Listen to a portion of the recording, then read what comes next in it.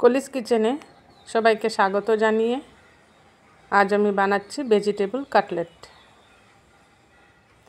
এখানে নানা রকম সবজি দিয়ে এই কাটলেটটা বানানো যায়। আমি এখানে নিয়েছি অল্প গাজর কুচিয়ে নিয়েছি, অল্প বিট কুচিয়ে নিয়েছি, সামান্য ধনেপাতা আর অল্প বাঁধাকপি কুচি কুচি করে কেটে নিয়েছি।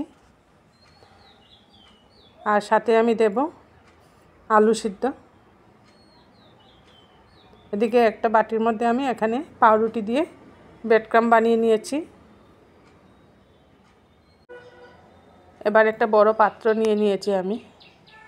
এটার মধ্যে আমি কুচিয়ে রাখা সব সবজিগুলা এক এক করে এই বাটিতে নিয়ে নিচ্ছি। প্রথমে দিয়ে দিলাম বাঁধাকপি কুচানো,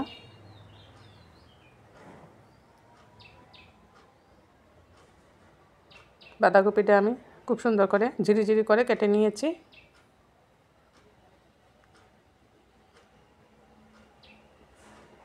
এবার এর মধ্যে দেব গাজর কুচানো,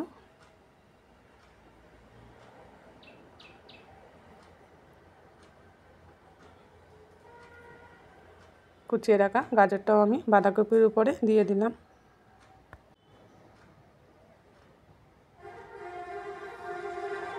এবার দিয়ে দিচ্ছি বিট এখানে আমি অর্ধেকটা নিয়েছি, একটা বিট সম্পূর্ণরূপে আমি এর মধ্যে ব্যবহার করি নাই। অর্ধেকটা বিটকে আমি গ্রেট করে নিয়েছি। আর দিচ্ছি সামান্য ধনেপাতা কুচি।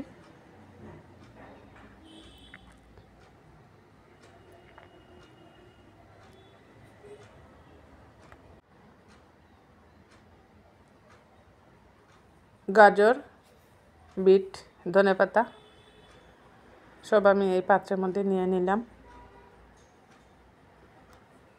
এখানে বড় একটা আলু আমি সিদ্ধ করে ছিলকা ছাড়িয়ে আলুটাকে আমি এর মধ্যে দিয়ে দিচ্ছি।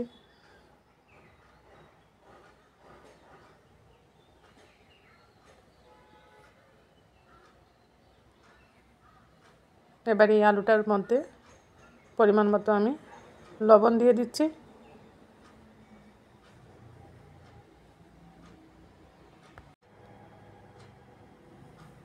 এবার এর মধ্যে গুঁড়া মশলাগুলো আমি দিয়ে দিচ্ছি। এখানে হাফ টিস্পুনের মতো হলুদের গুঁড়া দিলাম, হাফ টিস্পুন জিরের গুঁড়া, লঙ্কা গুঁড়া দিচ্ছি খুব সামান্য, আর দেবো এখানে গরম মশলার গুঁড়া 1 চামচের মতো দিয়েছি এখানে আমি গরম মশলার গুঁড়া। আর বাইন্ডিংসের জন্য লাগবে এখানে সুজি আমি এখানে বাইন্ডিংসের জন্য ব্যবহার করছি।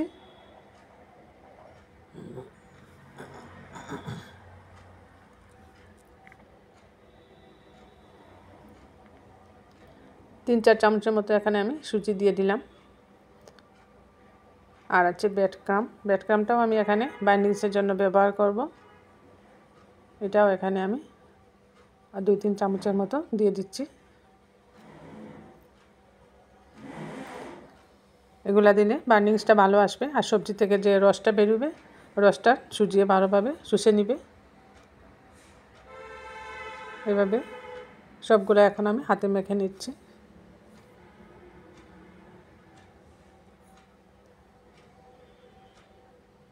এখানে এক্সট্রা কোনো জলের প্রয়োজন নেই, সবজি থেকেই জল বেরোবে।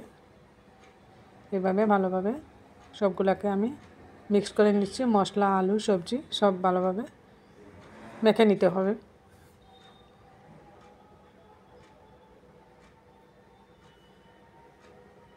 আলুগুলো শক্ত থাকলে আলুগুলোকে একটু চেপে চেপে নরম করে দিতে হবে। আলুটাকে এখানে গ্রেট করে নিলে ভালো হয়, সিদ্ধ আলুটা আমি এখানে গ্রেট করে নিই না, এমনিতেই ব্যাঙ্গে দিয়ে দিয়েছি। এর জন্য 2-1টা মাখার সময় হাতে লাগবে, তখন এগুলোকে একটু চেপে নরম করে নিলেই হয়। এবার এই মিশ্রণ থেকে একটু বড় বড় বল বানিয়ে নিচ্ছি। হাতে একটু তেল লাগিয়ে নিতে হবে, তেল না লাগালে মিশ্রণটা হাতে লেগে যেতে পারে। এর জন্য আমি হাতে তেল লাগিয়ে একটু বড় বড় বল বানিয়ে কাটলেটের শেপে চ্যাপ্টা করে নিচ্ছি। গোল গোল করে বানাচ্ছি আমি। এগুলো লম্বা করেও বানানো যায়। এইভাবে সবগুলা কাটলেট আমি গোল গোল করে বানিয়ে নেব।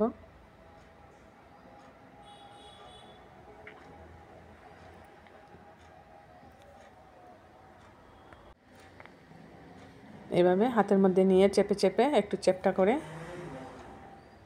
এভাবে চেপটা করে দিচ্ছি। কাটলেটগুলো আমি শ্যালো ফ্রাই করব, এর জন্য চেপটা বানাচ্ছি। কাটলেট শ্যালো ফ্রাই করলে খেতেই ভালো লাগে।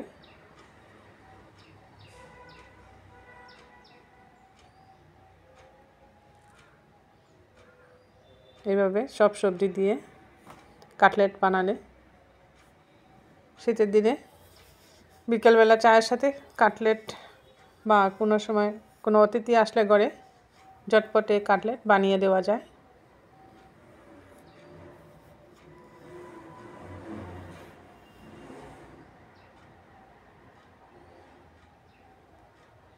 কিছুটা চপের মতোই হয়। এইভাবে গোল বল বানিয়ে হাতে চেপে চেপে আমি চেপটা করে এগুলা শেপ দিয়ে দিচ্ছি কাটলেটে। সবগুলো এখন আমি বানিয়ে নিচ্ছি।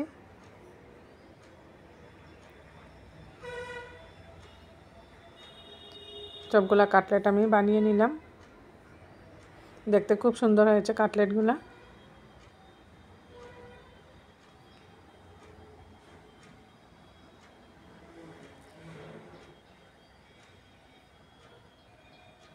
এবার একটা পাত্রে আমি সামান্য আটা নিয়ে নিয়েছি এখানে। এটা দিয়ে একটা ব্যাটার বানাবো। এর মধ্যে সামান্য হলুদ গুঁড়া দিচ্ছি আর সামান্য লবণ দেব।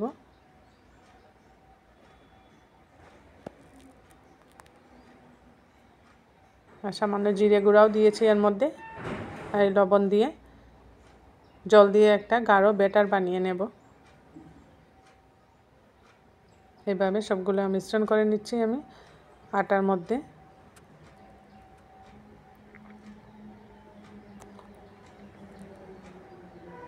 এবার অল্প অল্প করে জল দিয়ে একটা গাঢ় মিশ্রণ বানিয়ে নিচ্ছি।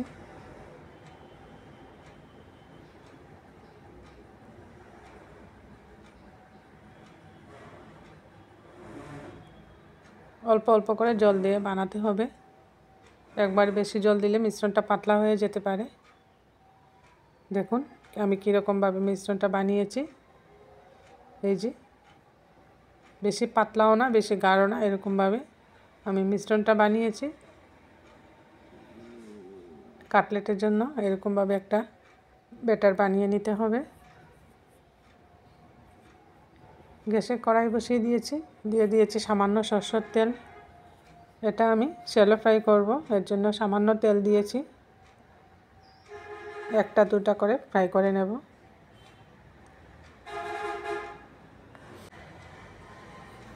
তেলটা গরম হয়ে গেছে। এবার বানিয়ে রাখা কাটলেট আমি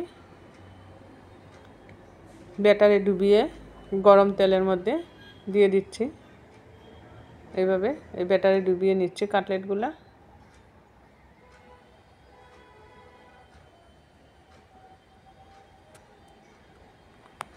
ব্যাটারে ডুবিয়ে ব্রেডক্রাম্ব লাগিয়ে এভাবে কড়াইয়ের মধ্যে দিয়ে আমি উল্টে পাল্টে কাটলেটগুলা ভেজে নিচ্ছি। গ্যাসের আঁচটা একদম কম করে দিতে হবে, ধীরে ধীরে ভাজতে হবে কাটলেটগুলা, তা না হলে ভিতরে সবজিগুলা কাঁচা থাকবে, খেতে ভালো লাগবে না। এগুলো ভাজতে একটু সময়ের দরকার। একটু সময় নিয়ে ভাজলে কাটলেটগুলা খুবই সুন্দর হয়। বাইরের দিকটা খুবই ক্রিস্পি হয়, ভিতরটাও সফট হয়, খেতেও খুব ভালো লাগে তখন। আরেকটা কাটলেট আমি দিয়ে দিলাম। এটাকে আমি বারবার উল্টে পাল্টে দিচ্ছি। দেখুন খুব সুন্দর কালার হয়েছে। প্রথম যে কাটলেটটা আমি কড়াইতে দিয়েছিলাম,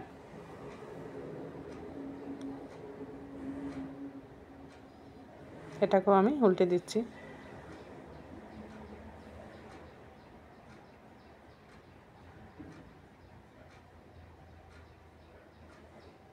কাটলেটগুলা যে কোনো সস দিয়ে বা মেয়োনিজ দিয়েও খেতে ভালো লাগে।